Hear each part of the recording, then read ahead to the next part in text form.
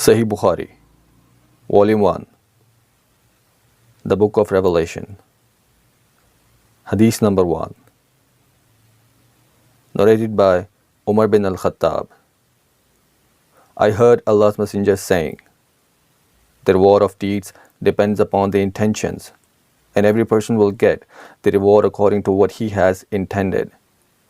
So whoever emigrates for worldly benefits, or for a woman to marry, his emigration will be for what he emigrated for.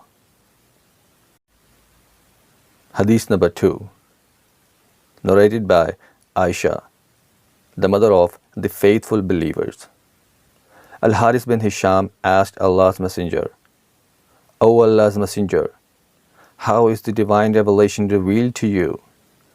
Allah's Messenger replied, sometimes it is revealed like the ringing of a bell. This form of a revelation is the hardest of all, and then this state passes off after I have grasped what is revealed. Sometimes the angel comes in the form of a man and talks to me, and I grasp whatever he says. Aisha added, verily I saw the Prophet being inspired divinely, and noticed the sweat dropping from his forehead on a very cold day as the revelation was over. Hadith number 3, narrated by Aisha, the mother of the faithful believers.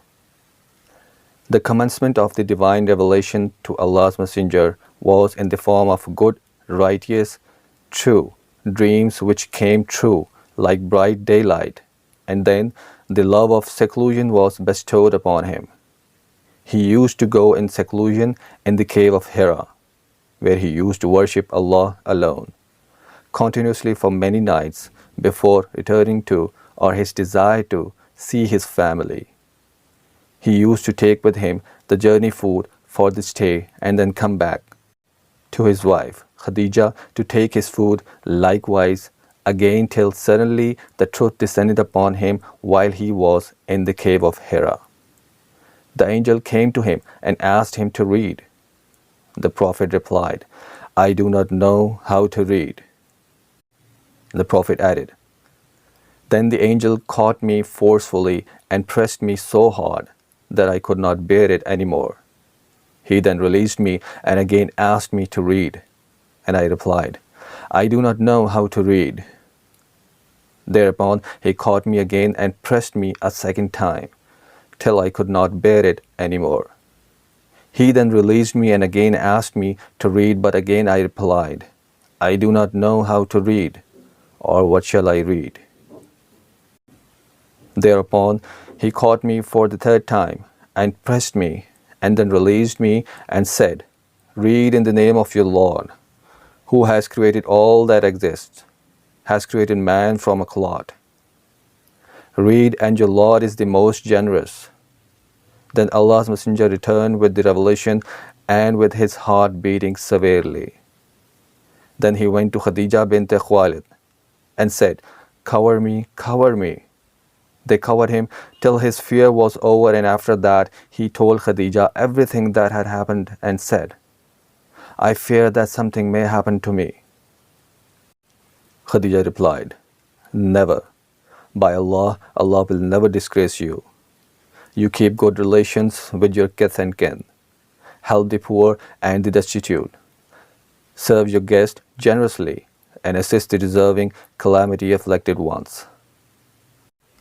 Khadija then accompanied him to her cousin Warqa bin Nawfal bin Asad bin Abdul Uzza, who, during the period of ignorance, became a Christian and used to write the writing with Hebrew letters.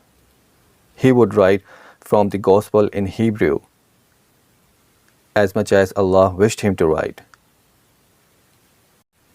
He was an old man and had lost his eyesight. Khadija said to Warqa, listen to the story of your nephew, O my cousin. Warqa asked, O my nephew, what have you seen? Allah's Messenger described whatever he had seen.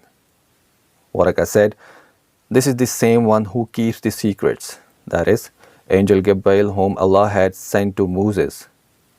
I wish I were young and could live up to the time when your people would turn you out. Allah's Messenger asked, "Will they drive me out?"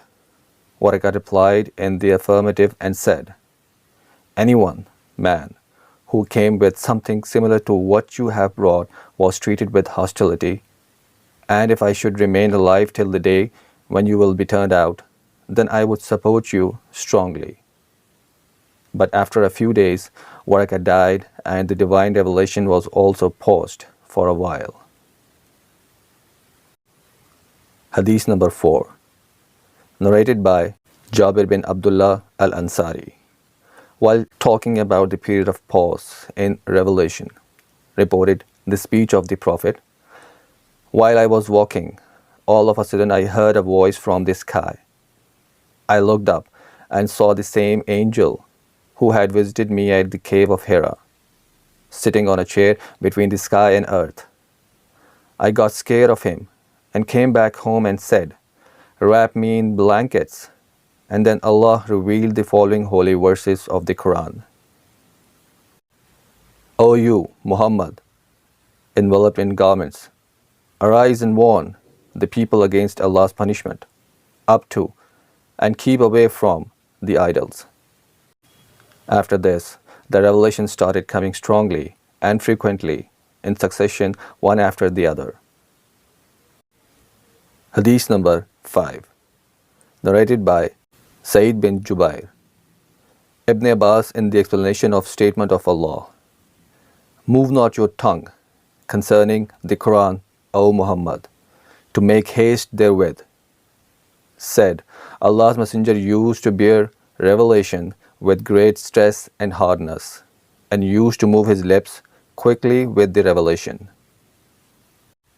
Ibn Abbas moved his lips, saying, "I am moving my lips in front of you, as Allah's Messenger used to move his."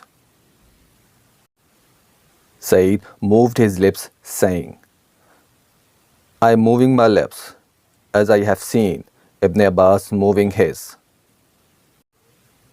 Ibn Abbas added, "So Allah revealed, 'Move not your tongue concerning the Quran, O Muhammad, to make haste therewith.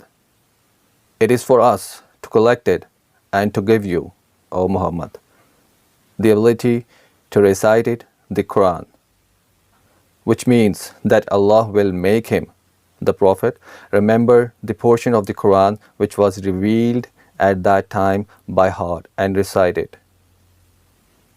The statement of Allah, 'And when we have recited it to you, O Muhammad, through Gabriel, then follow you it's the Quran's recital,' means listen to it and be silent. Then it is for us, Allah, to make it clear to you,' means then it is for Allah to make you recite it, and its meaning will be clear by itself through your tongue." Afterwards, Allah's Messenger used to listen to Gabriel whenever he came, and after his departure, he used to recite it as Gabriel had recited it.